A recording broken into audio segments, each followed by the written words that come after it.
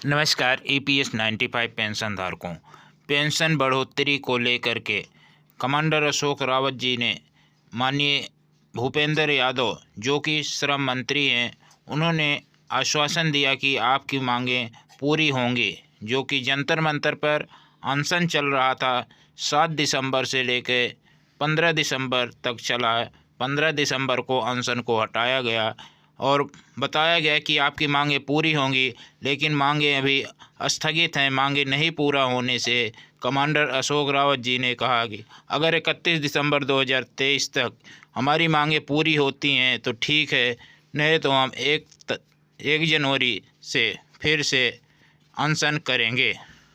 ने कोई भी कॉम्प्रोमाइज करके लोन लेके उधार लेके उनको बढ़ाया पढ़ाया, और आज वो बेटा हमसे पूछता है कि तुमने मेरे लिए क्या किया। ये हालत है, क्योंकि आप 1000 रुपए पाते हैं। अगर आप भरपूर पेंशन पाते तो बेटे की हिम्मत नहीं होती पूछने की। आज 1000 रुपए कमाने वाले बाप को कोई बाप नहीं कहता। हमारी हालत उस झाड़ू जैसी और पोछे जैसी हुई है, जिसे घर तो साफ करवा लिया, उसके बाद में निचोड़ के टांग दिया। क्या हमारी संस्कृति है? मातृदेवो भव, पितृदेवो भव, गुरुदेवो भव, ये संस्कृति हमारी है। उस संस्कृति को तो आपने जमीन में गाड़ दिया है, क्योंकि बूढ़े लोगों को आपने ऐसा समझा है जैसे कि नाकारे हैं।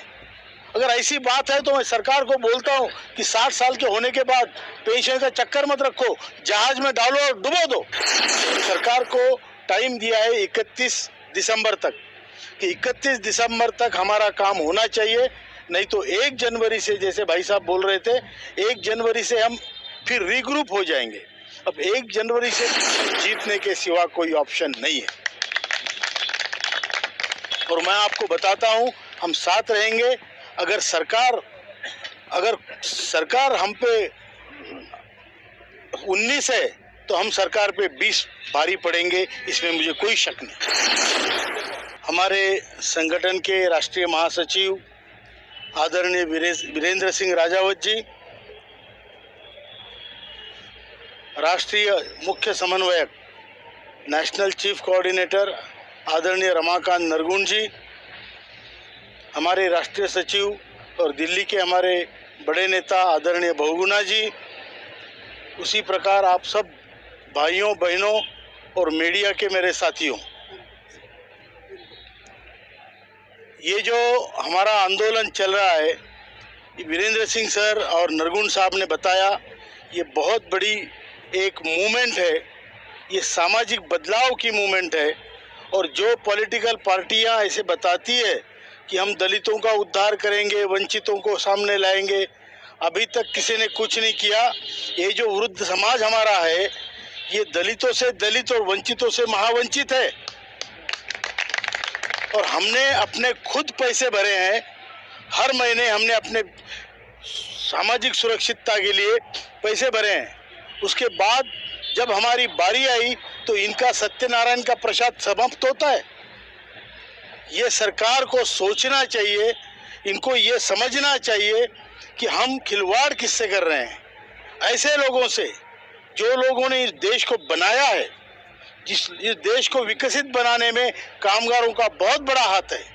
कोई भी चीज़ बिना प्रोसेसिंग की नहीं होती, बिना सर्विसेज की नहीं होती।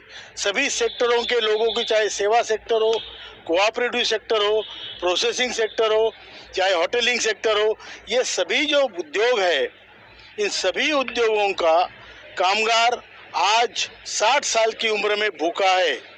ये बहुत बड़ी बात है, ये बहुत बड़ी त्रासदी है।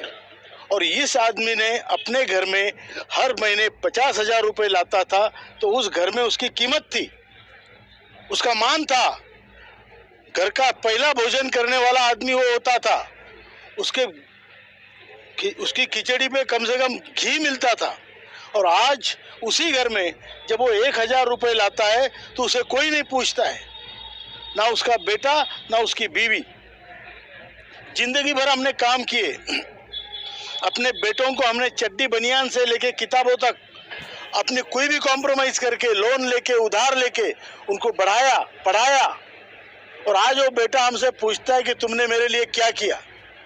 ये हालत है, क्योंकि आप 1000 रुपये पाते हैं। अगर आप भरपूर पेंशन पाते तो बेटी दोस्तों, अनशन रोकने के बाद श्री भूपेंद्र यादव जी, श्रम मंत्री जी, बुल्ढाना में पहुंच करके EPS 95 पेंशनधारकों से मुलाकात की और उन्हें आश्वासित किया कि आपकी मांगें पूरी होंगी। और उन्होंने पूछा कब पूरा होगा, तो उन्होंने कहा बहुत जल्द ही पूरा किया जाएगा आपकी मांगों को, लेकिन अभी तक नहीं पूरा हुआ। पेंशनधारकों का कहना है कि हमारी मांगें जल्द से जल्द पूरा करें, नहीं तो हम दोबारा से आंदोलन करेंगे। धन्यवाद।